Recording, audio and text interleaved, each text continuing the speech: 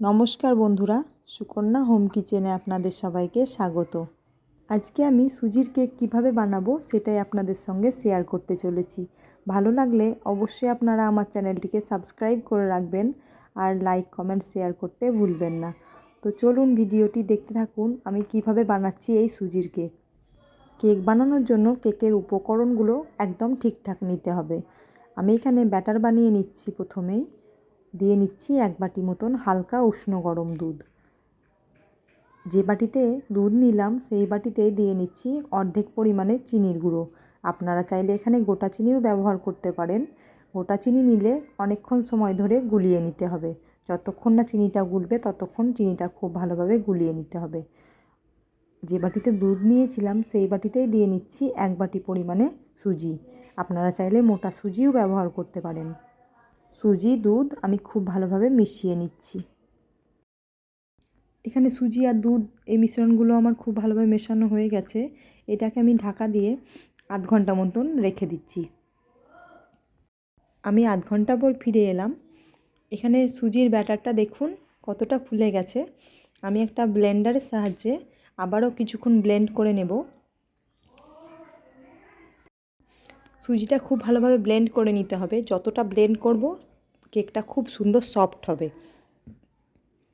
তো এখানে আমি এবার 2 চামচ মতন সাদা রিফাইন্ড অয়েল ব্যবহার করলাম। এটাকেও খুব ভালোভাবে মিশিয়ে নিচ্ছি। এখানে তেলটাও খুব ভালোভাবে মেশানো হয়ে গেছে, দেখতেই পাচ্ছেন। এবারে আমি আবারও অল্প দুধ দিয়ে নিলাম।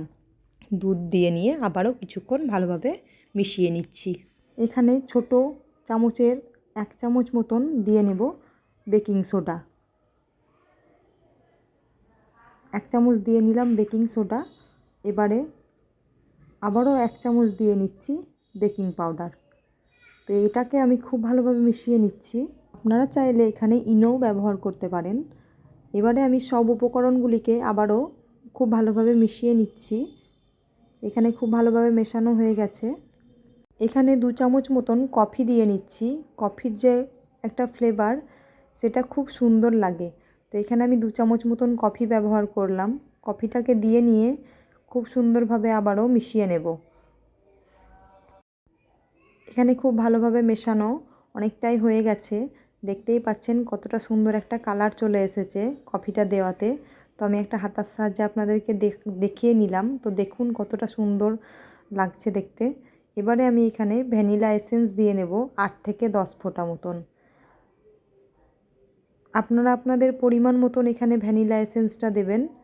তো এখানে ভ্যানিলা এসেন্সটা দিয়ে নেওয়ার পরে আবারও একটা হাতার সাহায্যে খুব ভালোভাবে মিশিয়ে নিচ্ছি। মিশিয়ে নিয়ে আমি এখানে কিছু কাজু বাদামের কুচি দিয়ে নিলাম। দিয়ে নিয়ে আবারও খুব ভালোভাবে মিশিয়ে নিচ্ছি। মিশিয়ে নিয়ে কিছু কুচনো করে রাখা কিশমিশ সেটাকেও দিয়ে নিয়ে আবারও মিশিয়ে নিচ্ছি। এখানে আমি 2টো আমন্ড কুচি করে রেখেছিলাম সেটাও দিয়ে নিচ্ছি। দিয়ে নিয়ে আমি খুব ভালোভাবে মিশিয়ে নেব। আপনাদের বাড়িতে যদি অন্য কোনো ড্রাই ফ্রুট থাকে সেইগুলোও আপনারা ব্যবহার করতে পারেন, বা টুটি ফ্রুটি যদি থাকে সেটাও ব্যবহার করতে পারেন। এখানে আমার ব্যাটারটা একদম রেডি হয়ে গেছে। এবারে আমি বাটিটা রেডি করে নেব। সেই জন্য আমি অল্প তেল নিয়ে একটা তেল ব্রাশের সাহায্যে ভেতরটাকে খুব ভালোভাবে ব্রাশ করে নিচ্ছি। এখানে বাটির ভেতরটায় পুরোটাই তেল লাগিয়ে নিতে হবে। এখানে তেল ব্রাশ করা হয়ে গেছে। এবারে আমি অল্প একটুখানি ময়দা নিয়ে পুরো বাটির ভেতরটাতে আমি লাগিয়ে নিচ্ছি। তো এইভাবে পুরো বাটির ভেতরটাতে লাগিয়ে নিচ্ছি, কারণ হচ্ছে কেকটা একদম ধরে যাবে না এবং কেকটা খুব সুন্দরভাবে ছেড়ে যাবে। তো এবারে আমি যে ব্যাটারটা বানিয়ে রেখেছিলাম সেটাই দিয়ে নিচ্ছি। এখানে স্প্যাচুলার সাহায্যে পুরো ব্যাটারটা বাটির ভেতরে ঢেলে নিলাম। ঢেলে নিয়ে ব্যাটারটা সেট করে নেব। সেই জন্য 2টো হাতে দিয়ে ঠুকে ঠুকে আমি সেট করে নিচ্ছি। ব্যাটারটা একদম রেডি হয়ে গেছে। এবারে কড়াইটা আমি গরম করে নিচ্ছি। একটা স্ট্যান্ড বসিয়ে দিলাম। বসিয়ে দিয়ে থালা ঢাকা দিয়ে কিছুক্ষণ গরম করে নিচ্ছি। এখানে কড়াইটা খুব ভালোভাবে গরম হয়ে গেছে। এবারে আমি থালাটা খুলে নিচ্ছি। খুলে নিয়ে যে বাটিটাতে ব্যাটার দিয়েছি সেই বাটিটা বসিয়ে দিচ্ছি। বসিয়ে দিয়ে আমি গ্যাসের ফ্লেমটা এখন একদম হাই করে দিয়ে 5 মিনিট ঢাকা দিয়ে দিচ্ছি। আমি 5 মিনিট পর ফিরে এলাম। তো এখানে আমি এবার কিছু ড্রাই ফ্রুট ওপর থেকে ছড়িয়ে দেব। তো দেখতেও খুব সুন্দর লাগবে এবং ওপরের দিকে থেকে যাবে, সেই জন্য 5 মিনিট পর খুলে নিলাম। খুলে নিয়ে ড্রাই ফ্রুটগুলো দিয়ে নিচ্ছি। সুজির কেক খুব সুন্দর খেতে লাগে, অবশ্যই একবার আপনারা বাড়িতে বানিয়ে দেখবেন, আপনাদেরও ভালো লাগবে। তো এখানে আমি কিছু ড্রাই ফ্রুট দিয়ে নিলাম, কিশমিশ আর কাজু বাদাম আর আমন্ডের যে কুচি সেটাই দিয়ে নিয়েছি। আপনারা চাইলে অন্য কিছু ব্যবহার করতে পারেন, অন্য কোনো ড্রাই ফ্রুট হোক বা টুটি ফুটি। তো এখানে আমি গ্যাসের ফ্লেমটা লো করে রেখে একদম আধ ঘন্টা পর ফিরে আসছি। তো আমি এখানে আধ ঘন্টা পর ফিরে এলাম। আমি একটা টুথপিকের সাহায্যে আপনাদেরকে দেখিয়ে দিচ্ছি কেকটা কতটা সুন্দর হয়েছে, এবং টুথপিকের গায়ে কোনো দানাও লেগে নেই, দেখতেই পাচ্ছেন আপনারা। তো তখনই জানবেন কেকটা খুব সুন্দরভাবে হয়ে গেছে। কেকটাকে আমি ঠান্ডা করে নিয়ে ফিরে আসছি।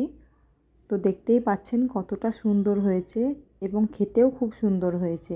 অবশ্যই একবার আপনারা বাড়িতে বানাবেন, আপনাদেরও ভালো হবে। এখানে কেকটা একদম ঠান্ডা হয়ে গেছে।